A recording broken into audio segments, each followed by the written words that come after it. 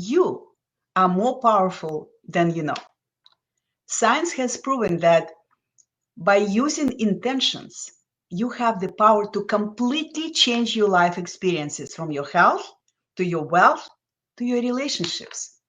So dare to dream big, because your intentions can become your reality. That's why today I invited back my amazing guest expert, Dr. Nisha Manek, to talk about the scientific proof that you have the power to manifest your intentions. Grow your wealth, live on your terms. Hello, powerful people. Welcome to the More Money with Milan show that is kind of operating manual for creating your best rich life. I'm Milan Levy's holistic financial independence mentor. And sadly, I want to share with you recent statistics that I came across. Over 63% of Americans are currently living paycheck to paycheck, and more than half are making six figures or more per year. Having money doesn't make you good with money. Write this down. And working harder not necessarily makes you freer. If you feel tired of constant money worries and are eager to fix the problems that cause your money problems, go ahead and download my guide, How to Control Your Money So Money Will Not Control You. And let me just give you the link to this guide. Here you go. So go ahead and download this guide, okay, right away, because first of all, it's free, and it will help you to start your journey to financial independence or continue this journey. All right, now let's talk about the science behind the intention. Let me welcome one of my favorite doctors, Dr. Nisha Manek, as my guest expert today. And I'm so excited because this is like unusual thing for me to invite the guest back, because I think she is such a wealth of knowledge and experience and passion that I just really want to share her experience, her wisdom with my audience. So Dr. Nisha, welcome, welcome, welcome. I think you muted, okay? Just unmute yourself, okay. Thank you. Namaste, Milan. It's lovely to be with you again. And it's 7 o'clock in California, and I can tell you the heavens have opened again, and it's raining. We're going to have a bountiful spring and summer in California, which will enrich all of the world. So I love that. So thank you for your kind introduction. It's a delight to be with you again. And to orientate people a little bit, I'm a medical doctor, a rheumatologist. I look after people with chronic inflammation. And, you know, in medicine, our education is centered on the body. And in session number 1 with you, we decided body is very small part. It's an incomplete picture of what we are. We're multidimensional. And we're also part of nature. Okay. And when we work with the laws of nature, we open up vast reserves of power. And if we really ask the question, what is underlying all processes in nature? It's energy. Energy is universal currency, if we use money language. So energy is the raw material for healing and the raw material for all of nature to evolve and grow.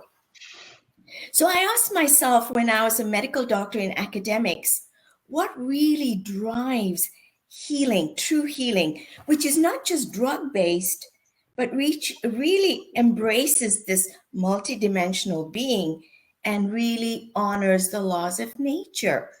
And then I came across William Tiller's work. William Tiller is very unusual. He was a professor of physics at Stanford University. And for many years— And you studied at Stanford, or you worked at Stanford? How did you come across him? It's a very interesting story as well. Yes. So I was at the Mayo Clinic in Minnesota, and I really wanted to get into the energy systems of the body, the biofield. And William Tiller wrote some of the seminal papers. He was a physicist publishing in medical journals. Now, you know, Which is not usual way, right, for physicists it's to publish very their work. unusual because, Millen, remember, medical education is centered on the body, things that we can see and measure. The energy system is invisible. I can't see it in my dissection. So already you can see if it's invisible, it doesn't exist. So it's sort of there, but it's brushed aside. So when I came in, when I knew that energy systems are important, I needed to get into the science of it. And Tiller was my opening door because he gave meaning to it. He's coined the term subtle energy. Subtle is not subtle. It's invisible. You can't measure it or see it with traditional scientific instruments. Millen, we're only as good as our scientific instruments or tools of investigation. That's really important because we keep on saying science is everything. Well, science is only as good as our instruments. So Tiller gave meaning to subtle energies and he published in medical journals. So I was very lucky to stumble upon his science. Nisha, I'm just curious.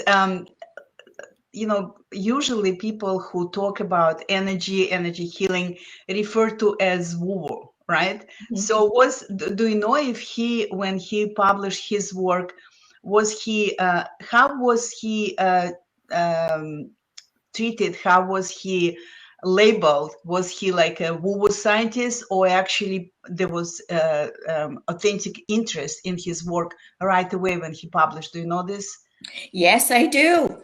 So let's dispense with this whole notion woo-woo, because you're talking about a physicist who has the most high scientific education, equations, mathematics, rigorous in A and B and C. He understands materials. He was a materials scientist, an expert, world's expert. So he had published hundreds, if not thousands of papers with patents under his name. And he was at Stanford University for 30 or 40 years. So you're talking about a very excellent mind. But here's the thing. Here's the thing. Not only did he do conventional science, he was a meditator. He was an inner developed human being. So you have an excellent mind, but the mind was also very open to this immense universe and nature. Do you see? You're bridging science and you're bridging the inner teacher.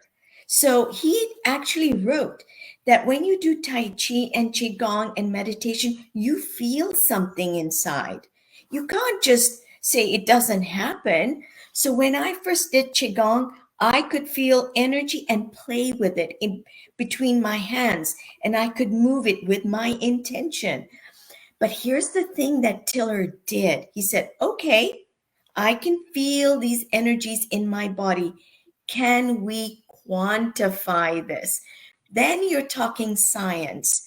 Now you can quantify, put a number on it. Your scientific protocol. So he did something very interesting. You're about to say a question. Yeah, I have.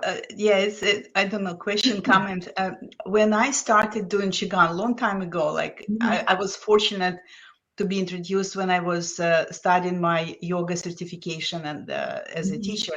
And I was introduced to Qigong, and that was the first time when I actually experienced this invisible energy. And I was like, it would be so cool if someone could measure it.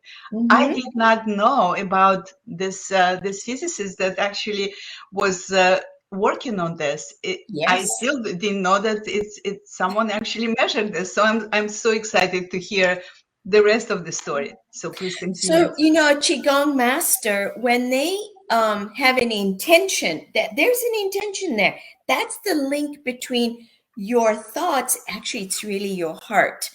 And then you activate the invisible magnetic energies. These are not electric. Electricity means electrons are flowing, and so we can see them. Magnetic fields are different. So that's the first thing your viewers are getting. You're ahead of the curve when you understand it's magnetic. So Tiller has done mathematics on Qigong masters and showed when they have an intention, they activate magnetic potentials. And guess what happens? On the outer surface of the body, you begin to get great big potentials of electricity. Now you're getting a measurable effect on the outer aspect, but the inner work is going on. Now, here's the difference between Qigong masters and Nisha, who is doing some Qigong. My potentials are like tiny. They're there. I can feel them. But a Qigong master, huge, like 300 millivolts or something. I may get my sort of, what do we call measurements, in electron volts or whatever. Don't worry. The Qigong master has a huge potential. They're able to move great impulses of magnetic fields within them. And you can do mathematics on this. This is not a mystery. It is not woo-woo. You can actually quantify this. And guess what? Tiller showed that those magnetic potentials correlate with the acupuncture meridian systems. They actually correlate with the shoulder meridian to the toe meridian. Now, again, okay, you can get very accurate. And he's done this with Elmer Green in Kansas City. It was a university. But now we're getting a little bit, ahead. Yeah, I just wanted to say if we could just adjust a little bit our focus in terms of how this awareness, how this knowledge relates to intentions and using intention, and how it can be applied to, for example, healing or creating wealth or something like that. Like a little bit more practical aspect of Right. this. So first of all, Qigong, yoga, all of those are immensely important because they're pumping the magnetic field inside of you, and they will be an inside out healing. But let's look at thoughts and intention. So people say positive thinking and affirmations. Well, that's okay because it's like a light bulb. A light bulb lights your way forward, but intention is different. Intention is like a laser. Laser can cut through things. Laser is visible from the space station. Millen, laser is different than a light bulb. We're talking about laser, okay? We want to speed humans along their development. So Tiller asked the seminal question, can intention make a change inside a laboratory to a material like water? Let's pick water because we drink it every day. Water is very important for life. We know water because I just had coffee and I drank my water. Okay. So he said, can my intention make a change in that water outside of me? So that's the first hypothesis. You make a decision. All right. Then he did something very interesting. He wrote an intention out in his notebook. I change the hydrogen ion of this water. In present tense, by the way, right? In present tense. Okay. My intention will change the pH of this water according to hydrogen ions. Hydrogen ions, he's a physicist. So he made a practical scientific statement. All right. Then very specific, right? It was not just in general. It was very specific. Boom, laser sharp, laser. Then he revised it. If you want to make hydrogen ions up and down, okay, that's pH going up and pH going down. Then he went into meditation. He could do that because he knows he was a meditator. He's an internal teacher. And then guess what happened to the pH of the water? And this is what I write about in Bridging Science and Spirit, because Millen, I am a skeptic. Our doubts are there. And you know what? That is healthy. That is healthy because you want to be sure. We are Homo doubters, Homo sapiens and Homo doubters. Homo dubitat is what I call ourselves. His intention worked magic. We're alchemical beings. We can create alchemy in our life. The pH went up or the pH went down according to his intention. And I thought, this is impossible. How can this happen? But he didn't stop at the water. If water can happen, your thoughts have such power. And remember, one whole pH unit is not a random blip. It's not a little blip. This is a huge signal. So just it's a very interesting experiment. I'm sure you heard, and maybe some of our viewers heard about this experiment when monks were meditating around the lake that was contaminated, right? And they had very clear intention, and they were meditating for some time, and the water in the lake was cleared and things like that. So the experiments like that were done before, but nobody measured, right? Exactly. So Tiller measured this and found something. And I know that we have 22 minutes or 25, and I want to be respectful of the audience and to give them things that are practical. But you're right. You're right. Once you are inner developed and your thoughts have power, and I would say intention is more specific. You're a light bulb or you're a laser. And I like to bring that analogy because when you love this analogy, a really, really great analogy. Yes. Yeah, light bulb is good. We're good. But a laser can cut through all delusions, all crap, and a laser is visible from space. Okay, now we're laser talking. is like focused energy, like focused, concentrated energy. Coherent. Yeah, coherent is a good word. Yes. All of the waves are in one phase, not light bulb. Interference, destructive. So the light bulb's okay. And I tell my patients actually when they go, Dr. Manek, how do we start an intention? And I say, we're going to get laser sharp. And then I'm going to come back to that in a moment because I want to say something next, what Tiller did in his intention experiments, because we're talking about proof. And I said, okay, a whole pH of water, because pH of body is 7.4. If you do 7.6, 7.8, you're dead. Millen, the body cannot survive. So a pH of 1, high or low, from 7.0, which is neutral, this is too much. As a physician, I need to go look at this because he did something under controlled conditions. I want to know what he did. Then he did something else. Every day, millions of doctors do chemistry profile. They look at sodium, potassium, and they do something called alkaline phosphatase. What's that? It's an enzyme. Your enzymes in your body are workhorses. They are like a matchstick. You have to start a chemical reaction in your body. It's like saying, let me strike a match and light a log, which now is fired up. You light a log of wood, okay? Like that, enzymes light a chemical reaction. So he did something very interesting. He said, can I increase the matchstick power of alkaline phosphatase? He did, just by his intention. You have a certain baseline of alkaline phosphatase, it increased by 15% to 20%. It's like saying 5 molecules are now doing 6 molecules of work.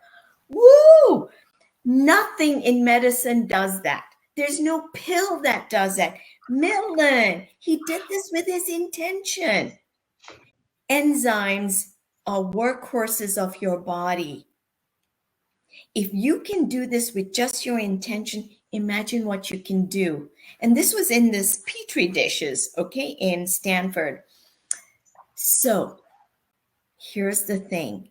Your intention can be mathematically linked to the outcome. And we talked about energy, right? We said energy is the currency of nature. So what's driving this pH change. He didn't put acid and alkaline in the water. He didn't put electricity in the water, which can separate hydrogen ions or the alkaline phosphatase. You can make things happen in the petri dish, but just with his thinking. Where is the energy coming from? This is the magic. Your consciousness is a source, consciousness which is chiseled into intent with unlocked energy reserves. So we're talking about energy, energy, energy all the time.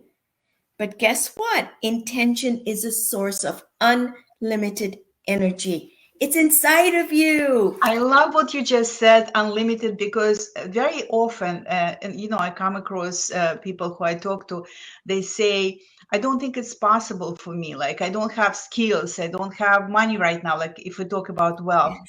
And what I'm saying is that you assess your situation right now with your human mind, which is limited. Limited by your previous experiences, by your beliefs, etc., etc. We have a limited mind. Yes. And what would be very powerful and empowering for people to know that you are not your mind, just like you're not your body, you're not your mind, and you have access to this unbelievable, unlimited resource, which is consciousness, right? And Yes. so, Yes. if you could just clarify a little bit, because I have questions of my own. So we have a consciousness that, that we have access to in our field, right? Because we have Yes. our own field and we have universal field. Yes. So how this consciousness, individual consciousness, relates to universal field consciousness, This which is is the power of unlimited potential, right? so you have many questions there, but I want to clarify one thing because you're right. You are not the brain. It's a perceiving organ. And people often say mind over matter. And I would say, and this is what I got from Tiller. And I said to him in our Thursday meetings one day, I said, Dr. Tiller, it's not mind over matter, it's heart over matter. You are listening to this for the first time. It's your heart that directs your mind, that directs consciousness. And what is the heart? It's an immense magnetic field radiating out. So the clue is this: go inside your heart. Your left brain, your rational mind, always disconnects you from your heart. Diminish that. Breathe in and breathe out and diminish that. Your right brain is spirit having an infinite, or it's having a human experience. You want to connect with your right brain. And how do you do that? Meditation, your hobbies, playing with your dog, swimming, lighting a candle, closing your eyes, breathing. That's your right brain. So consciousness is everywhere. Your left brain disconnects you with your heart. So how do you reconnect with your heart? Breathe in, breathe out, and no, just dwell there. Dwell in your heart. Your heart never lies to you. Your heart will always lead you to the truth. Okay? I love that, because I always believe that heart is the creative center of Yes. our being, right?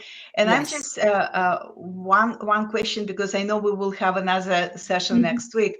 What I wanted to ask, you brought up something like play with your dog, just, I don't know, smell the flowers, right? So emotions is the key, from what I understand, right? Yes. Emotions is the key for um, elevating your energy, for elevating frequency of your vibration, right? And Yes. just thinking about something that makes you happy, or doing something that makes you happy, or thinking about feeling grateful, like intentionally experiencing elevated emotions like Yes. gratitude, like joy, Yes. really helps you to create this connection to your heart. Is it So, Is you bring up a beautiful point, Milan. Thank you. Because when Tiller was doing the pH experiments, and he writes, my intention is to change the pH or hydrogen ion, guess what he did? You're absolutely right. He pumped emotion in his heart. He says, I I want to know the truth of this statement. And he pumped his emotions. There was great love and childlike possibility in writing that out. Why not?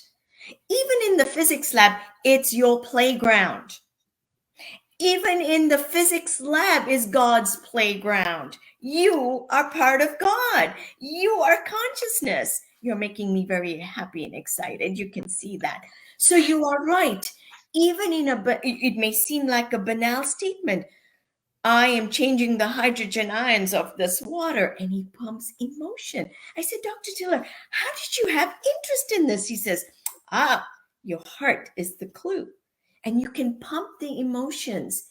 And that has great possibility. Now you're unlocking energy. Your mind will make those linear statements, but now you're linking your heart over your intention and your mind's creation. Nisha, we can talk for hours, and that's why we're gonna have another interview with you next week. But for now, I would like you to ask you to share some very powerful resource that you have, because I want our audience to have access to this resource, which is free. And also, I just want to tell you that whoever is watching us, I got Dr. Nisha's book, and I just look and I was like, I just want to spend the entire weekend because it's not very thin book. Reading this book, it's a very, very valuable resource for those of you who want to drop the chemical approach to creating your best health, and who want to really understand and connect to the power within, so you can create the life, including the wealth that you want. And I believe that it is possible. Really quickly, if you could just share the resource that you would like to share. Thank you. So intention is very powerful. Intention and your creations will be here for all eternity. And the example that your viewers can download is the Intention of Lord Buddha, which is a paper around his relics. And I cover that in Bridging Science and Spirit, which I wrote to really awaken my colleagues in medicine that we have an enormous opportunity here for intentional based healing. We can do the medicines. We can leave. This limited mindset and build on it bigger to informational medicine. But we'll do that in our third session. But the Bridging Science and Spirit, I want to say something. It has so many illustrations. That's why it's a little book. I just wanted to show the book, and I realized it's on my night table because I started reading it, so I don't have it on my desk. But it's a very when you talk or write about some scientific experiments, it's not always easy to relate in a digestible kind of easy to understand way. But Dr. Nisha did amazing work and achieve amazing results. So like I said, I cannot dive deep into this book, and I don't know if you have it with you. You can show it. I can. Yes. So hold on. I'm in my library here, okay. and I have my book here. That's a good idea. Dr. Tiller was very involved in this project. So you can see him here and Lord Buddha. And so we can show that his physics explains spirituality. There is a link. Science without spirituality is nothing. And spirit without scientific way is nothing. We need both. We need both for human development. Nisha, I just want to say I'm so grateful that I happened to meet you like in a very unusual way, right? At some training. And I'm very grateful for the opportunity to share your wisdom and your knowledge and your passion with our viewers. And so thank you so much.